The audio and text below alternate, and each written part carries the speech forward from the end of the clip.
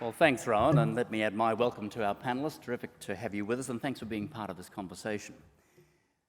Amanda, I'd like to start with you, I guess for a couple of reasons. Firstly, you would have observed, as others and as I did too, on my little spider chart, there's health and safety, an area where Western Sydney, apparently, according to the ABS data, dominates even in inner Sydney, which of course is well served by hospitals and other health services. Can you tell us a little bit about what the South-Western Sydney Local Health District has been up to and why it might be that this looks like a strength that Western Sydney should build more on? Thank you for that.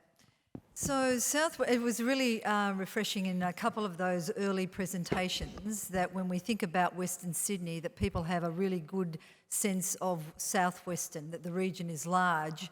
And it was very interesting, the Minister also picked up on that. So for me, that was a really good, a good start from the conference perspective. I think from South-Western's point of view, there is a significant amount of things happening. And I think we need to think about just the size of South-Western and the and what it provides into this region. We employ between about 12 and 13,000 staff. So we are big providers of straight jobs from a social and a healthcare perspective in South-Western Sydney.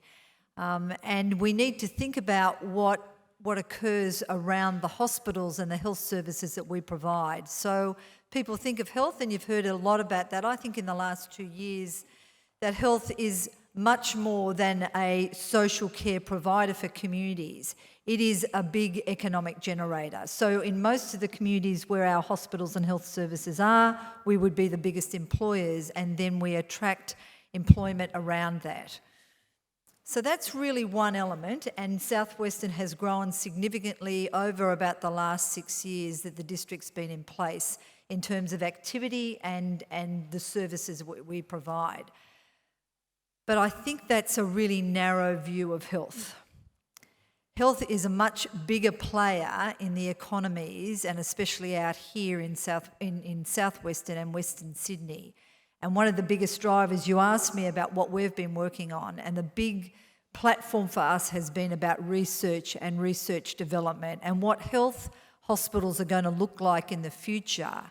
And the relationship to investment is then what's the jobs that we need to be working with our universities on in terms of generating from a student perspective, and then giving employment to those in the future. And I'd like to just give one example. I'll be quick.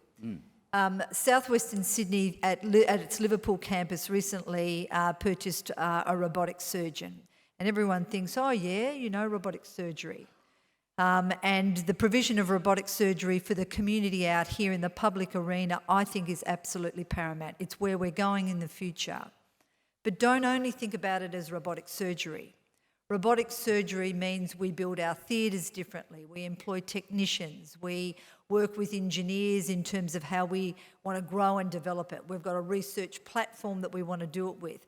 So how we work around that new innovation, that piece of research, really starts everyone thinking about, well, what's it going to look like in the future, and what are our hospitals going to look like, and then the students and the education that go with that. So this is the thinking where we want to take people on a journey, I suppose, away from not only are we social care providers, we do a lot of that, and we do a lot of it in South-Western Sydney, and what you saw is that public health is probably the biggest provider out here.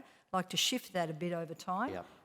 But overall, lots of opportunity here to think differently about health and its investment in the West. Yeah, thanks, Amanda. That's great.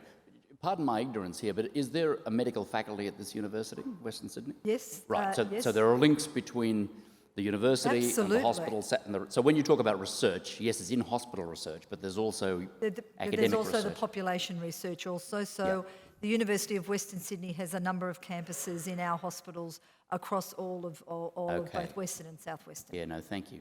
Yeah, I'm much more familiar, of course, with the transformation of the city of Geelong, which is really having to change its spots with the demise of the motor vehicle manufacturing industry, to which it was very heavily exposed, as you would probably appreciate. And essentially, investments in health and education have been a major, major driver of the transformation of that place. and Geelong is becoming basically a health hub off the back of the university, the hospitals, and you mentioned the private sector, Amanda. In that instance, one of the major private hospitals in Melbourne, the Epworth Hospital, has built a new hospital right alongside the public hospital in Geelong, feeding off the same research foundation. So terrific news for that. Greg, if I might go to you next, with respect to the city of Parramatta, you heard the federal minister, talk about all levels of government being involved, right? And obviously there are many decisions that the local government can make and others that it can't make, right?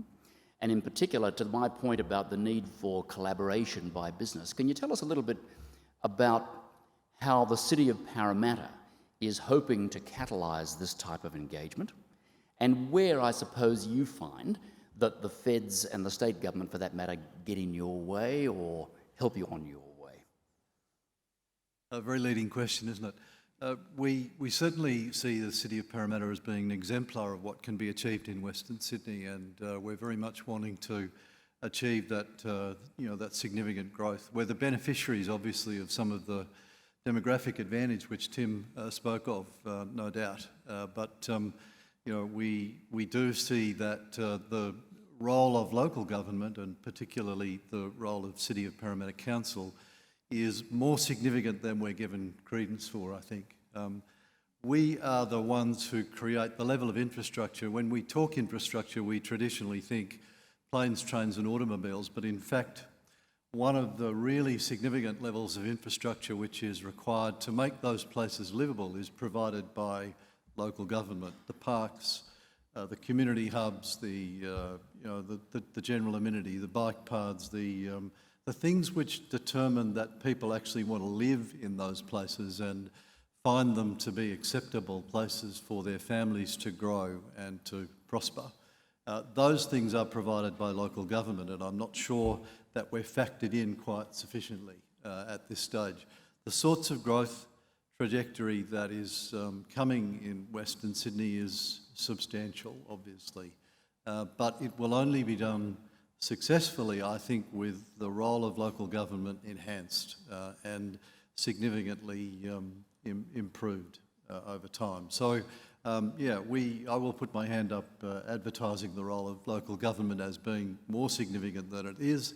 The infrastructure task in Western Sydney is enormous. If you think about some of the numbers, we currently have 4.5 million people in Sydney today. We're headed towards 6.5 through to potentially even 8 million people in Sydney within 40 years, some of the demographic profiles indicate. That requires an infrastructure task which is as much infrastructure as we've built in the last 200 years to be replicated within the next 40, and a significant portion of that to make all of that livable and working and effective and efficient and so forth. And as I say, places where people want to be is going to have to be required by local government. And the funding model, which has been, the way in which we've generated infrastructure in the past, just simply won't cut it.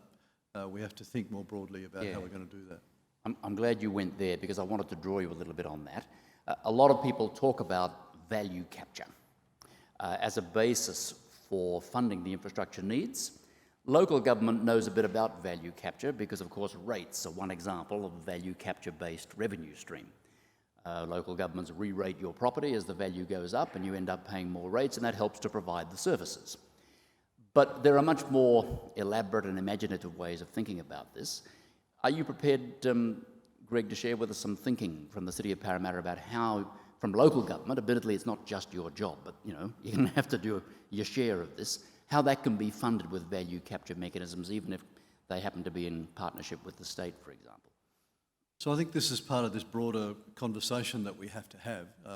Value capture is thought of at the moment as being a tax on development, and certainly we think that that's appropriate if developers are going to have substantial uplifts in the value of their properties by dint of localised improvement in their FSRs and so forth, the amount that they can build on a particular site.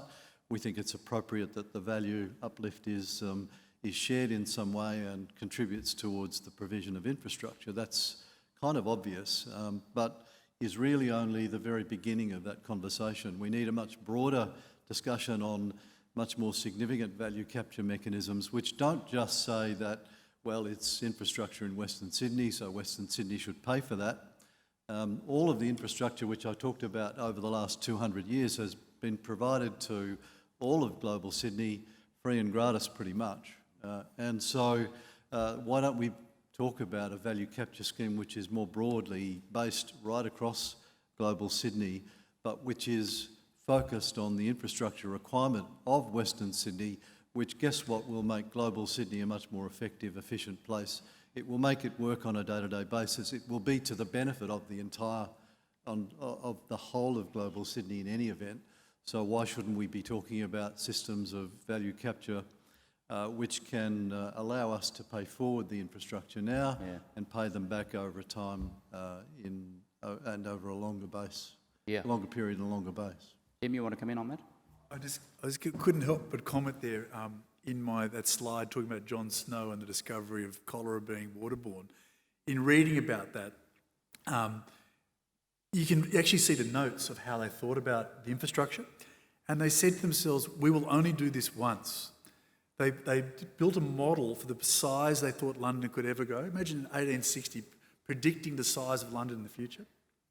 Then they picked a big number, then they doubled it, then they designed pipes that would handle that, and then they doubled that again. And they were the pipes they laid. And those pipes are still there and still work.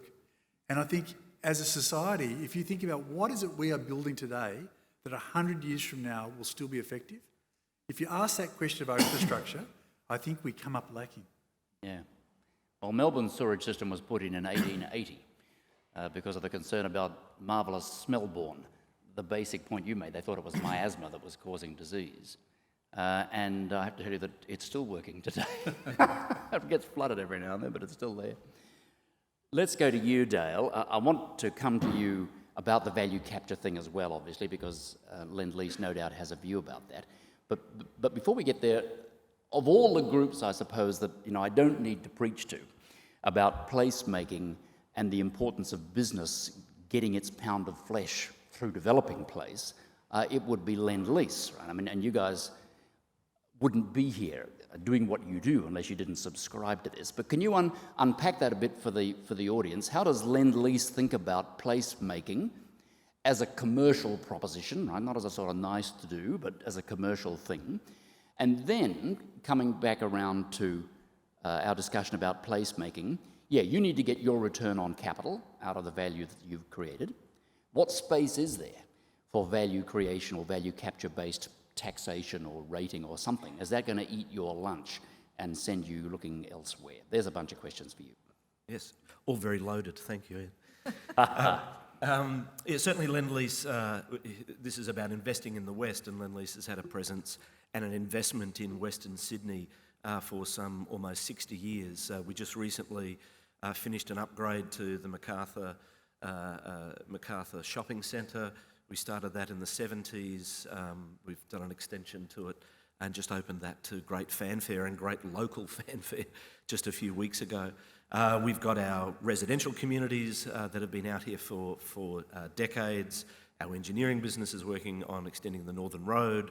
Our building business, we've just started the second time around on Parramatta Stadium.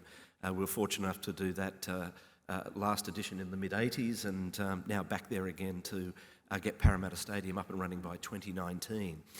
So we've certainly had a presence and an investment, and we've had a belief in Western Sydney for a long period of time. And you talk about the harsh realities of a business. It is about being profitable. It is about growing with the places that are growing in this country. Undeniably, Western Sydney is a place for Lendlease to enhance its business. Our business, our vision, our mission, our proposition is that we like to think we create the best places. You spoke, Ian, about work in place. That's something that we think greatly around opportunities and assets. You talk about agglomeration coming together of a Western Sydney airport, of health facilities, of educational facilities like this. When those things come together, and with the political will and with all forms of government, local, state and federal, coming together, nothing but good can come from that. That's the magic mix. I think you hit it on the head in your presentation. When those things come together and you believe that it's something that you can invest in, you can see outcomes spanning perhaps governments, if you like, as they move through their cycles, that's when the private sector gets very, very interested. On the other side of profit, if you like, is making sure that there is obviously capital, but making sure there's resources. There needs to be resources into the creation of assets. Put simply, we want to make sure that when we're in construction mode, design mode, planning mode, that we're dragging from the community and enhancing the community that we're working in. We recently partnered with, and still do, with Western Sydney TAFE on our major Darling Harbour projects like Barangaroo and Darling Harbour Live Convention Centre. And we had more of the workforce came from, the dynamics were shown economically. The workforce to create those places were from here. It was important for us to make sure that we were entering a skilling campaign to enhance that workforce. Yep. We're going to be doing the same on Parramatta Stadium, using some of the skills exchange that Greg's team at the council has put in place, as well as Western Sydney TAFE, because we think that's important. The work and place aspect is not just those who will use the facilities at the end, but those who contribute to their creation along the way. Value capture is something that we've been a big part of the public debate around.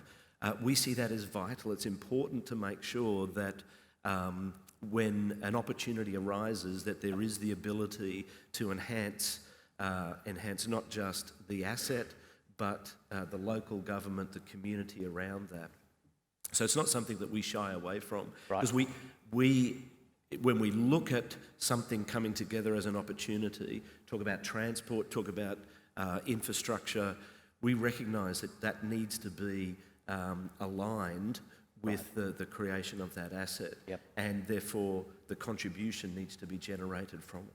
Yep, and so you have the conversations up front. Absolutely. About who gets what and how that evolves. Absolutely. Yeah, terrific.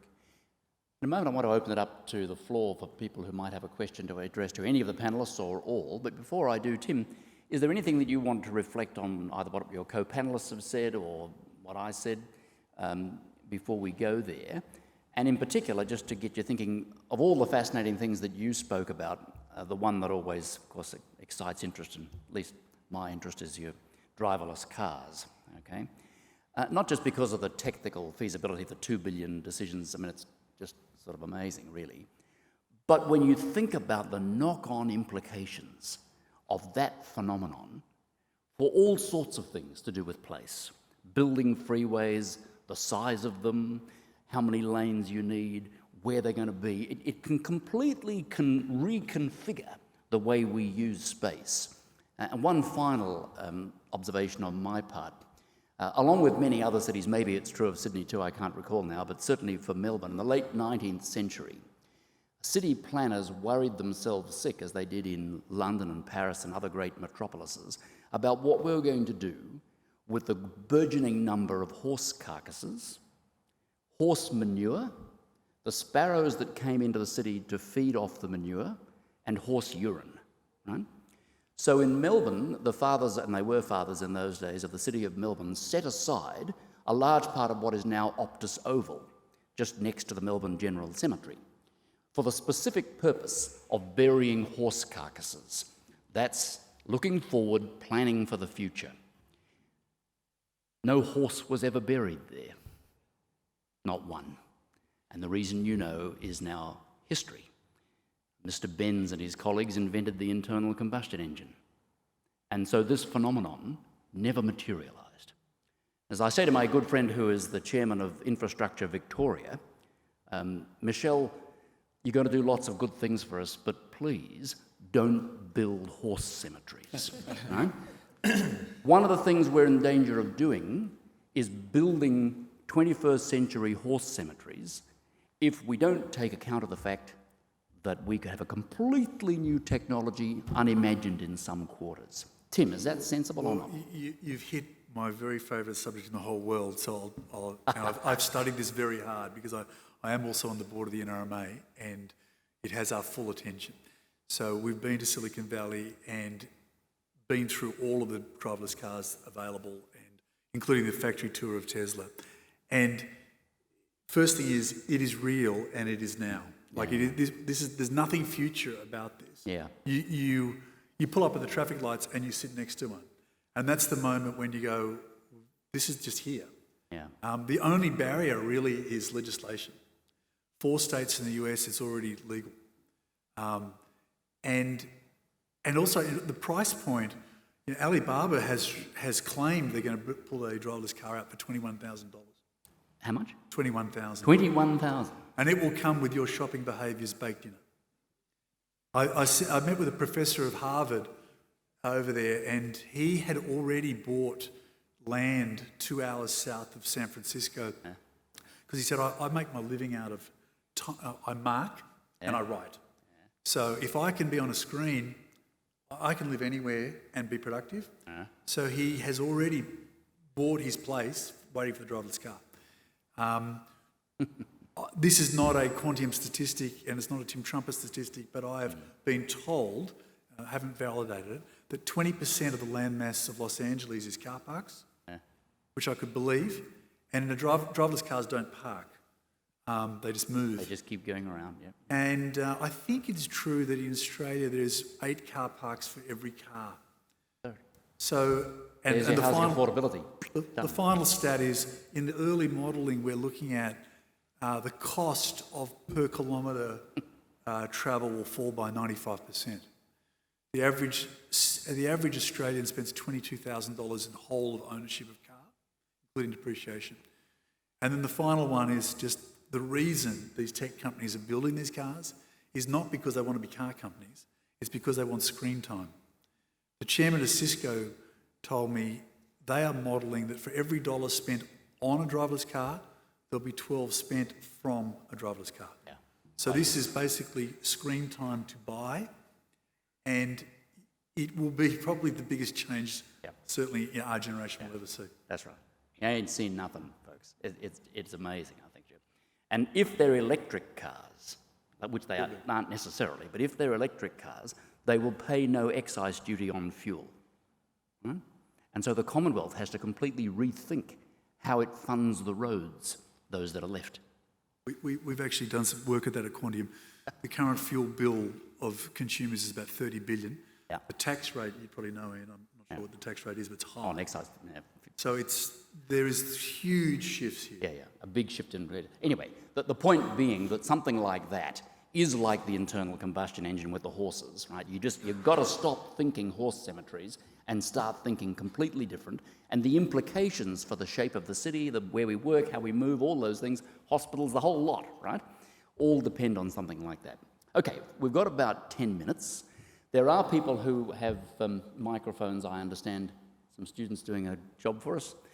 If you would like to ask a question of any of the panellists or the panel in general, can I have an indication? Make yourself obvious to me. Is there one right here? Thank you, ma'am. It's Josephine Chow from Southwestern Sydney Local Health District. Excellent presentation, particularly big opening about the big data. It's very important. My question is, now we got lots of planning expertise on the planning for the West. What have been done with the consultation and engagement with the community? Because not just the current population cohort, but you're looking at a different cohort coming in the next 40 years. So what has been happening in the planning, engagement, consultation with the local community and the one coming in the future? Thanks, Josephine. Amanda, is that for you? And then maybe Greg? Probably part of it, and then also probably, I think, for local government, because it's a really key part of both of our roles.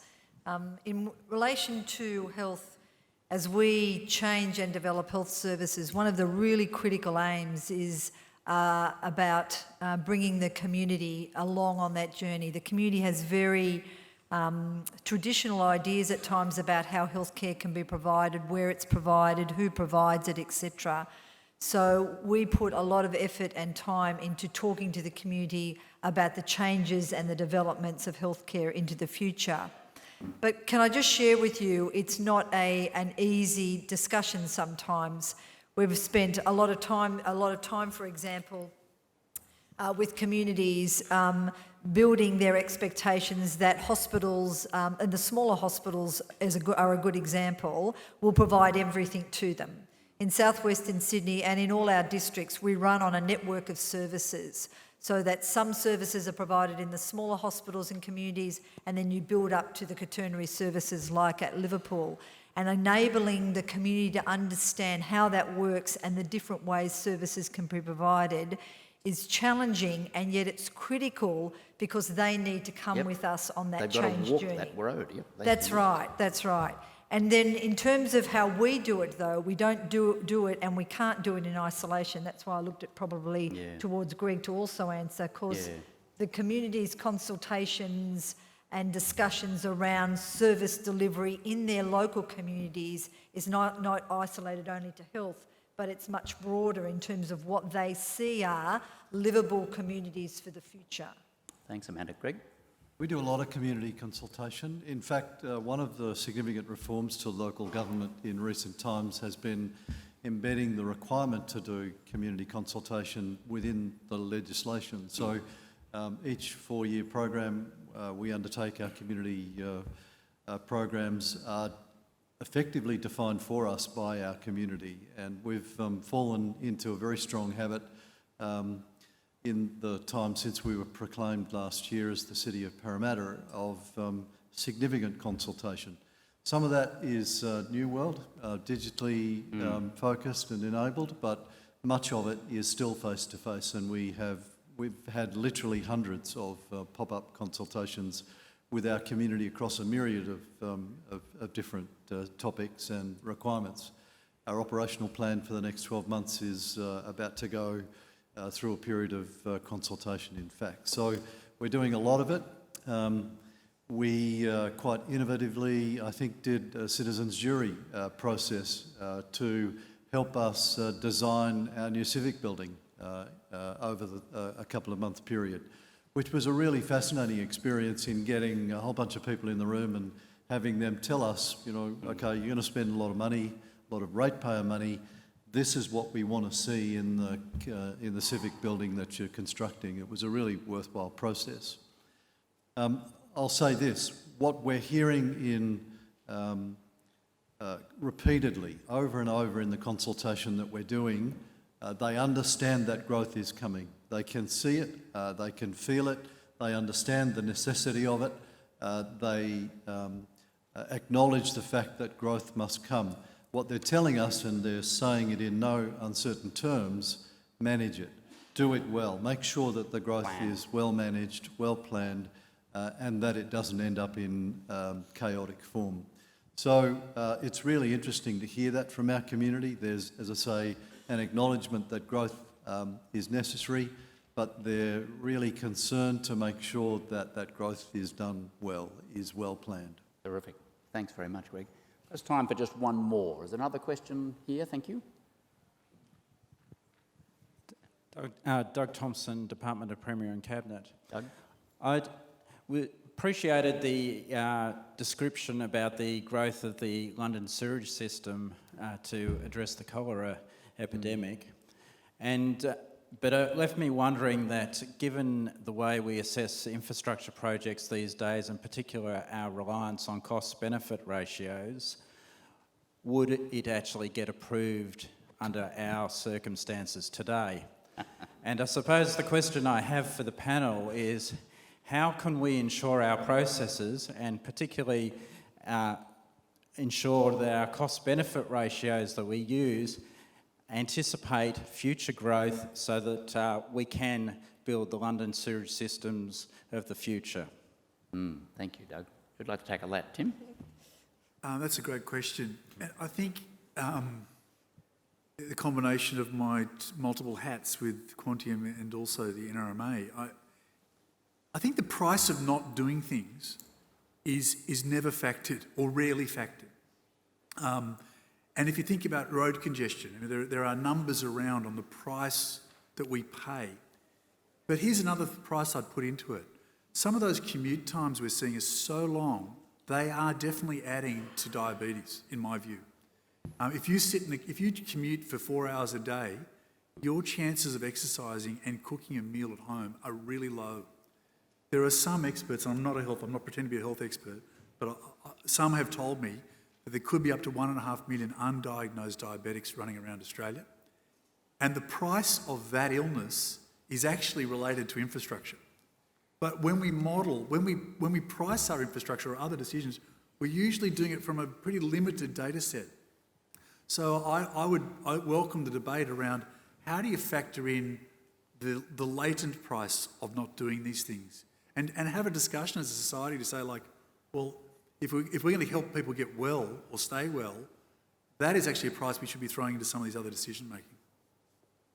Well, the operators of Eastlink toll road in Melbourne, they get that. All the advertisements you get as you wander along are pictures of people jogging, time with the kids, all of this, and that's their motto, right? You're buying time as you pay the tolls as you go along. So they've certainly worked that out.